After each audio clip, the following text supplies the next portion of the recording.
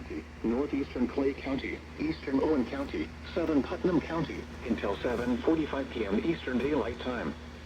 At 6:55 p.m. Eastern Daylight Time, a severe thunderstorm was located 8 miles east of Brazil, 22 miles east of Terre Haute, moving southeast at 30 miles per hour. Expected hazards include golf ball-size hail and 60 miles per hour wind gusts. This is a radar-indicated threat. The following impacts are expected. People and animals outdoors will be injured.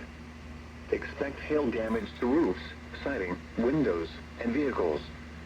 Expect wind damage to roofs, siding, and trees. This severe thunderstorm will be near Cloverdale and Kegel's Mill Lake around 7:10 p.m. Eastern Daylight Time.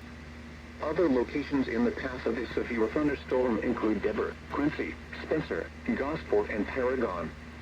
This includes Interstate 70 between mile markers 28 and 50. For your protection, move to an interior room on the lowest floor of a building.